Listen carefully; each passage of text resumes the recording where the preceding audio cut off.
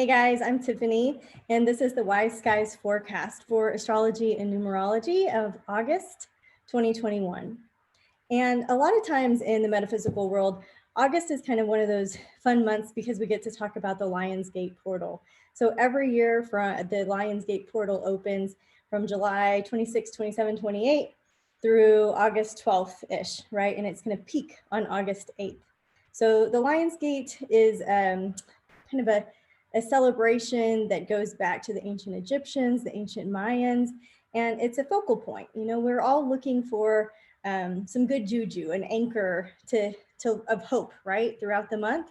And so in August, we get that on August 8th. And so I just wanted to bring that up at the beginning of the episode. Also, what's going on is that the new moon happens that day, which is really cool. So circle that in your calendars, and then let's dive into the month.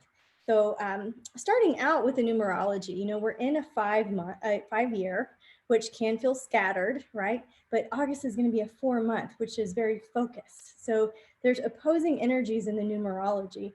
So if you want to work with the numerology magic, you know, one way that you could do this is to declutter, to really get things in order, to really minimize distractions, right? Take note of anything that's overly complicated, overly triggering you, and start to politely decline those things that are taking too much of your energy, that are draining you, right? And so you just want to take a review of your priorities. That's a really great way to work with the numerology this month. Maximize your time by getting efficient processes in. It sounds very Virgo, doesn't it? We're not quite into Virgo season yet here, but that's the feel of the numerology. So what about the astrology? The biggest theme is one of the biggest themes of the year is Jupiter semi-squaring Chiron. You're going to feel this all month long. And so I want to give you a taste of what that feels like. It's going to release on August 18th. Jupiter semi-squares Chiron 3 times this year, the April 6th, August 18th, and November 17th. So Jupiter is like the megaphone, and Chiron is like that spiritual big brother, big sister that's been there ahead of you that can help you out, right? Take you under their wing. And so this is a lot like a spiritual megaphone. It is not going to let you ignore that thing that has been shoved under the rug for a while. That little thing that kind of bothers you that, you know, you're dealing with, or it's just there and you haven't completely cut the cords of confusion on, is going to come back up and be a little bit louder this month.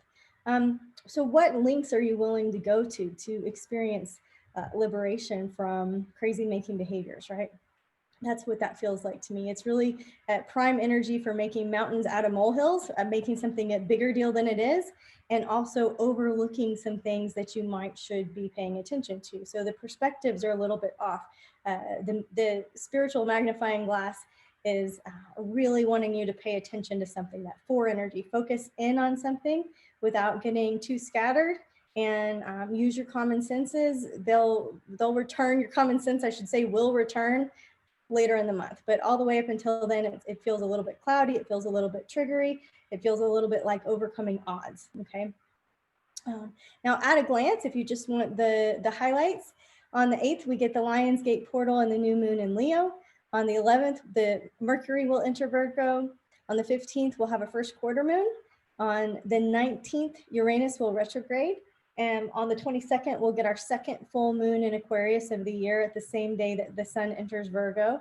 And then on the 30th, Mercury enters Libra during a last quarter moon. So let's look at the first week of August, which does feel a little bit unpredictable, right? That 8-8 energy is much like that infinity symbol where we're up and down and going, and it feels very expansive. And at the same time, it can feel a little bit scary or exciting, depending on how you're feeling the energy, right? So personal space is going to be a big theme so that you can continue to let go of the helpful thoughts of the mind and feel into the body and kind of feel your way through the month. You want to pay attention to spiritual signposts too, like songs that come on, right? Like that, something that has significance for you. This is a good week to try something new. Venus will trine Uranus. Venus rules love and money. Uranus rules surprises, right? And so pleasant surprises, unique approaches. This could be, you know, a spontaneous date. This could be, I don't know, whatever kind of pleasant surprise you can take advantage of. This is a good week for it. Now, also what's going on is that the sun is squaring Uranus. And so this is where I'm like, it's a little bit unpredictable. Are you going to have a breakthrough or a breakdown? I don't know. But this square happens on Friday. So you want to make the most of uncertain times by really knowing yourself and pausing before responding. Pausing before responding is going to be a big one this whole month, but especially this first week. In love, the first week, Venus is going to in conjunct Chiron retrograde. And so that just really reminds me that the love that we're looking for out there is really in here. You know what I mean? So maybe you need to go on a self-care date. Maybe you need to write yourself some love letters, but just turning that love inside, loving yourself is going to be really important this first week of August. In terms of money, Mercury is going to oppose a retrograde Saturn, and I just feel like there's going to be more an increase in responsibilities. So, this is a great time to do some long-term financial planning. It's not a great time to like launch it. It's just be thinking about the future. What are your responsibilities? Are you living paycheck to paycheck? Are you okay with that? That's fine, right? But what is it? What area do you need to step up a little bit? Like you're going to know the answer to that. Even if you're not being recognized, what area do you need to step up a little bit? In health this week, I'm going to say that this is kind of a nerve-wracking week in health because Mercury is going to square Uranus and the nervous system can feel a little bit frayed sometimes. This is not the best week to travel. It's not the best week to make decisions. We're on a wave, we're on a spectrum, we're on a frequency. And so if you're on a high, that's not the best time to make a decision. If you're on a low, it's not the best time to make a decision. So we're just going to ride the wave until the energy calms down a little bit later. Excuse me. Also, Mercury is in conjunct Neptune.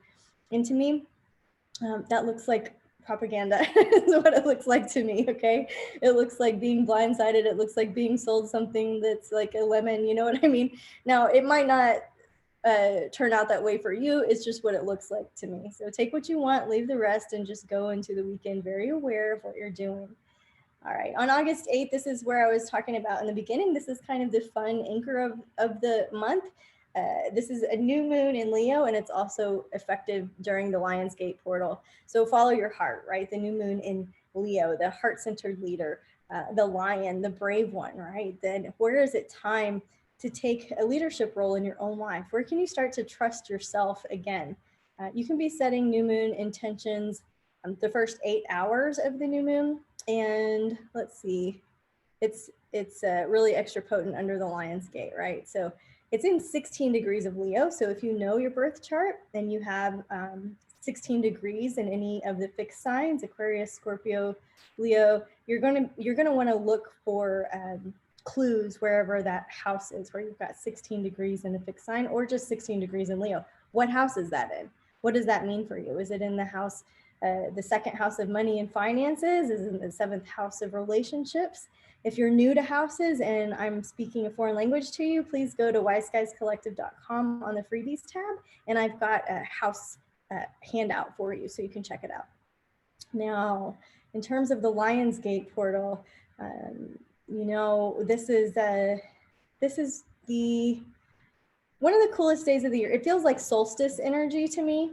And so you keep asking yourself, who am I intending to become? What kind of old person am I in the process of becoming? Where have I limited myself from shining in this life? And so what are some fun ways you can play with this energy? You can do a vision board. You can incorporate 8 into all of your stuff. Let's say that you want to set up a yoga mat and put like 8 crystals around it and do 8 sun salutations, right? Maybe you light 8 candles in your special new moon bath or something, right? You can sit still, right? Do 8 minutes of meditation. Just breathe in through your nose, out through your nose, visualize the sun in your heart and let that expand outward and let that contract, like let that sun expand and contract with your breath. And I have a whole short but sweet Lionsgate meditation on the podcast, which is also listed on the website at wiseguyscollective.com if you want to play with that. Really tuning into your one heart breath. Really spending time to clear your chakras, realign your meridians, and just have a tune up with the sun, basically. You can make sunny food, right? You can use turmeric and make golden milk lattes. You can do a cherry lemonade. You could do something to bring more oranges and yellows into your diet that day. Now, those are just some fun ways, and I listed more on the blog. The second week of August, this is going to be the 9th through the 15th. Now, Mercury is going to in conjunct Pluto, which is retrograde, and will oppose Jupiter before entering Virgo. So Mercury, the planet that governs the way that we think, the way that we process information, is at odds with Pluto and Jupiter. You know, Jupiter, the king of the skies. Now, this is when we're really serious about getting to the core of the matter. This is when we need to go slow. We need to write things out. We need to be methodical, and more layers of information, Mercury, are coming to us if we're open to seeing it, if we're open to hearing it. And so this can be an exciting time when you're just thirsty for information, but it's also can be a time when you're having to handle conflicting information, right? So some simple ways, some practical ways to work with this energy the second week of August is to handle sibling rivalries, right? Like handle them. Easy for me to say, I'm an only child, but get with them, you know, get with your cousins, get with your siblings, and make sure that everybody feels heard and seen, right? So to the best of your ability. It's a great time to have very cathartic conversations, get things clear, right? Maybe there are some triggering events that go on. You're going to handle it all with awareness because now you know it's coming.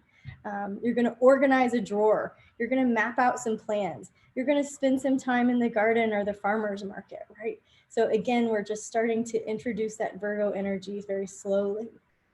The second week of August, if you're looking for love, sometimes there's a little bit of trouble in paradise. When Venus opposes Neptune, right? Things maybe you're looking at life with rose-colored glasses, and maybe you're not really looking at the truth, or you're not accepting things. I do that all the time, guys. I look at somebody's potential instead of what's right in front of me, and that's okay, you know. But you just have to be really clear with yourself with what you're believing, okay? And if you're believing in somebody's potential in order to help raise the vibe of everything, that can be healthy. It can also be toxic if that other person doesn't want to raise the bar. Like if they're really happy doing what they're doing, your rose-colored glasses seeing their potential isn't helping, you know? It can actually be hurtful. So keep your rose-colored glasses to yourself, accept what is, and be here now, right? There's new energy around love and romance coming on the 11th, Venus trines Pluto, right? And that can be very sexy, sensual, juicy energy. Pluto's retrograde, so it might be from a blast from the past or somebody you haven't seen before. Could be reigniting the thing that you're already in. Okay, and money. We tend to make poor decisions when we're in fear, don't we? We tend to make decisions out of a place of contraction rather than a place of expansion. And so I just want to bring to your awareness that Mars is going to in conjunct retrograde Saturn. And I feel like that's that make a decision fast. Oh, I should have waited for something better. It can also be like, oh, that tractor was a great price and I waited for something better and I lost it and I should have got it at that price. We were talking about that here last night. So yes, we're looking for a tractor if you know anybody, guys. Now in health this week, we want to go with moderation in all things. Think about the temperance card in Tarot. Think about reeling something in. Think about more water, more downtime. Your health, like I said, that nervous tension can be just really frayed. You might be overextending. You could be overeating. You could be drinking too much, you know? So Venus is in conjunct retrograde Jupiter, right? And so your eyes might be bigger than your belly. And you might, it just doesn't feel like the right time to overdo anything. I'm putting that in the health category for us. So moderation in all things with our health, right? So don't overkill on the workout either. Maybe you need 2 days of a breather instead of 1 day, right? Stuff like this. Okay. So on August 15th, there's a first quarter moon in 23 degrees of Scorpio. 23 is one of my favorite numbers. Scorpio is the best sign in the constellation. Wink, wink. So how can we work with this? You want to tap into your why. Know what you're doing and why you're doing it. You know, write yourself a little mission statement reminder and let yourself see that every day. You want to take action, be determined wherever 23 Scorpio is in your chart.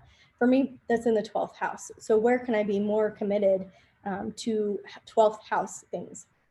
For me, it's going to be different for you.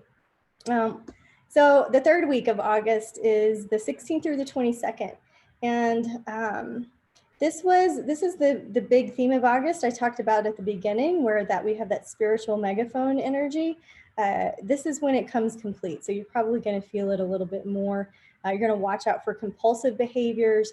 You're going to really work on overlooking the things that don't matter, right? That's another way of looking at it.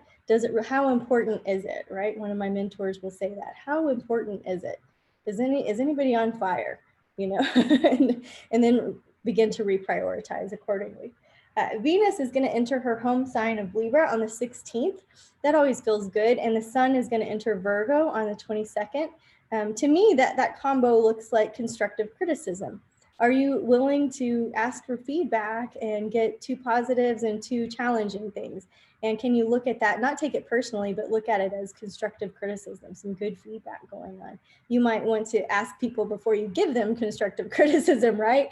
They don't know that you have the secret sauce. They don't know that you have the astrology forecast. So you can ask them, are you open to some constructive criticism? They might say no. Great, no problem. I'm going to keep this to myself. Are you open to some constructive criticism? Yeah, you know, okay, I'm going to give you like the constructive criticism sandwich. Two positives, some challenging stuff, another positive thing, right? Okay, in love this week, I'm reminded of the thing about like before you speak, let your words pass through 3 gates. So is it true? Is it kind? Is it necessary? Mercury is in conjunct Chiron retrograde, and it's like you never know what somebody's going through. They might not be able to share their emotions with you. They might not be able to communicate exactly what's going on, but it's like feelings are just ripe there below the surface. And some people aren't even accessing what they're really feeling, right? So just, is it true? Is it kind? Is it necessary in our love lives? In money, we've got Mercury in conjunct Saturn retrograde. So I'm saying unexpected expenses. I'm seeing maybe an upgrade in communication. So that could be a planned expense if you've been waiting for a good time to buy a new computer, a new phone, upgrade your technology, something like this. It looks like communications get a little janky. And so we want to break it down and rebuild them basically. The sun is going to oppose Jupiter. And so there can be just another time to be more cautious and conscious when you're making big purchases. In health, okay, we've got the sun in conjunct Pluto retrograde.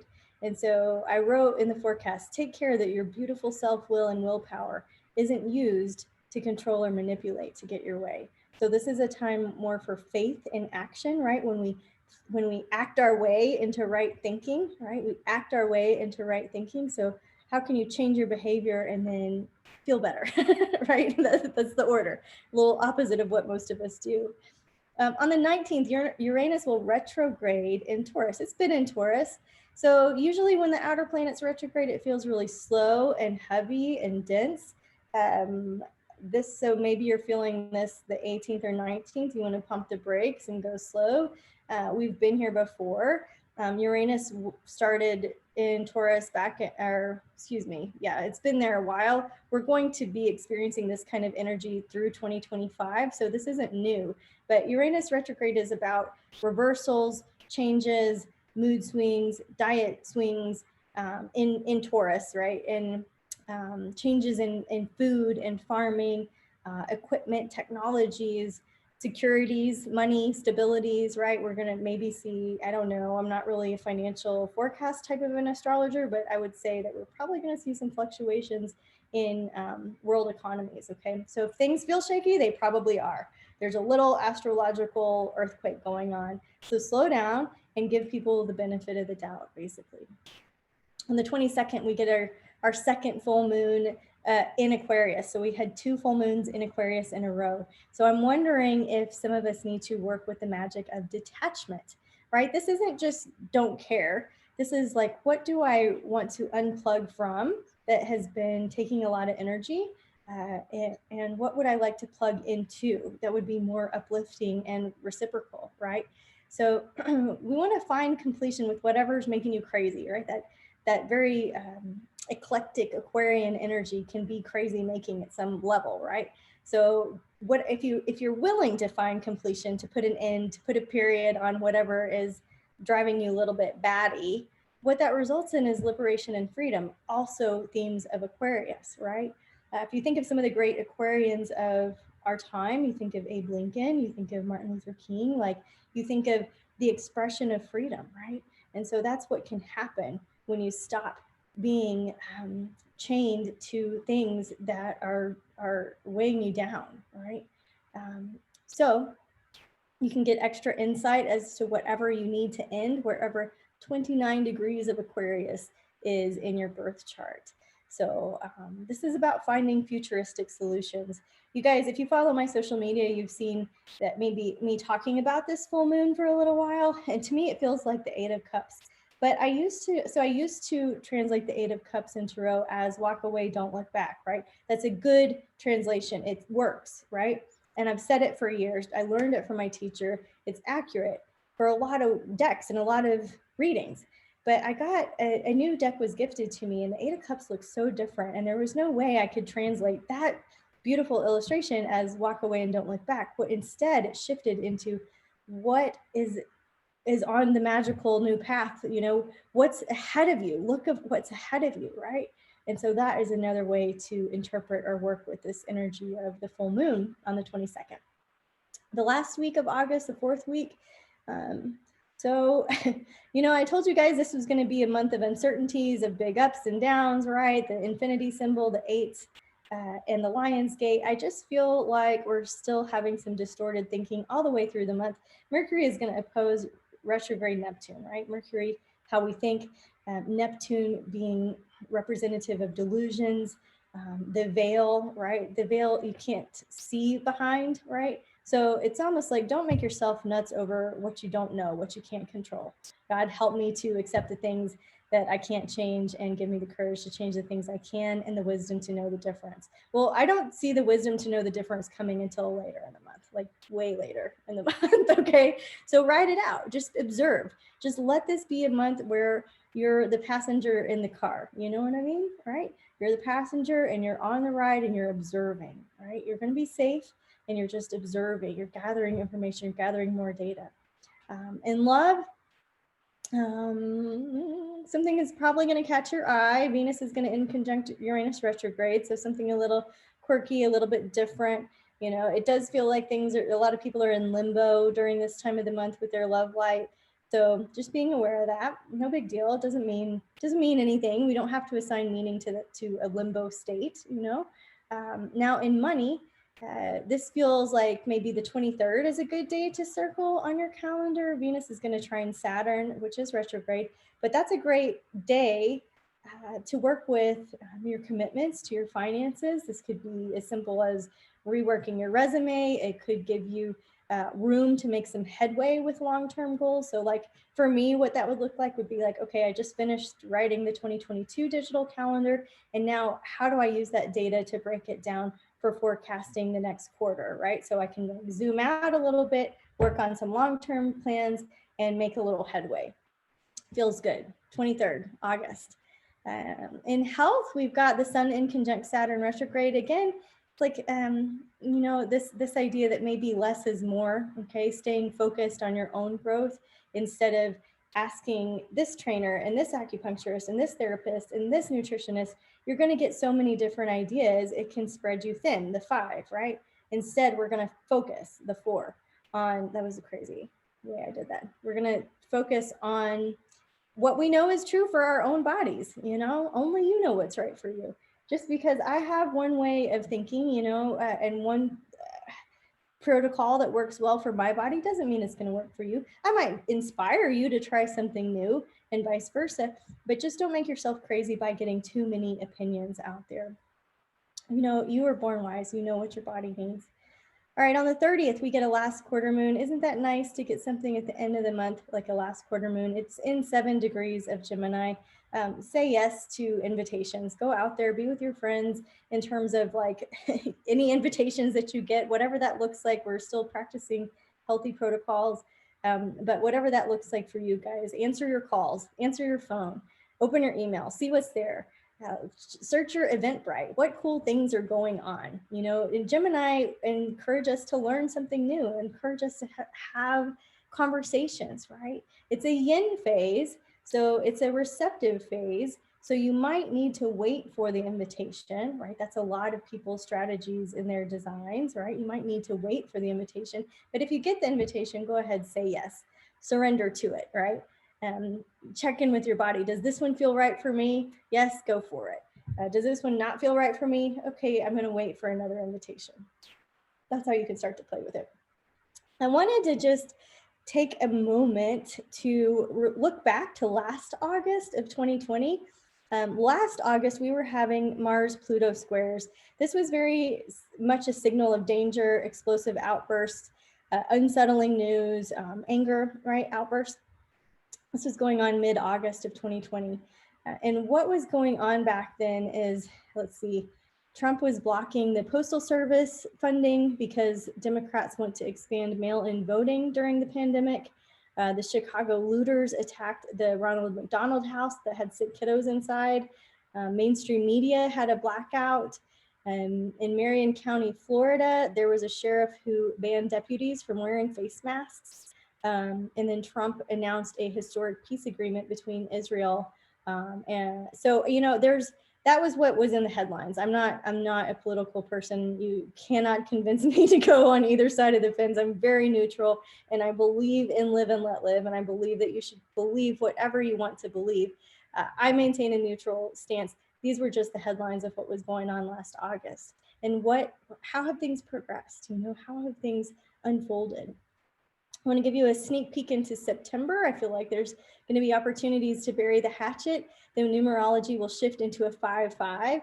And so if you like the extroverted energy of the 5, it's a good time to channel some of your optimism, to really do something very creative and fun and get that inner spark of freedom again. You can be asking yourself, what is it that I even want to be free from?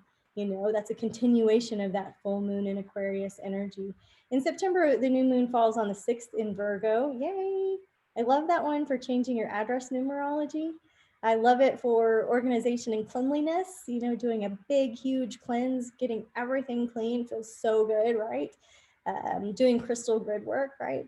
And then we've got a full moon on September 20th in 8 degrees of Pisces. So really being able to find compassion with something that's come full circle, setting up your healthy boundaries, right? Finishing an inspiring book or movie or something like that, right? Some feel-good thing.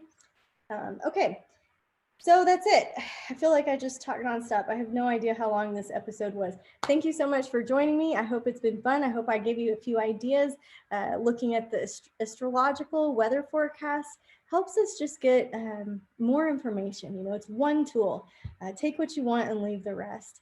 And you can get a free version of our digital astrology calendar at wiseskiescollective.com on the calendar tab. We would love to work with you. We're a metaphysical counseling company.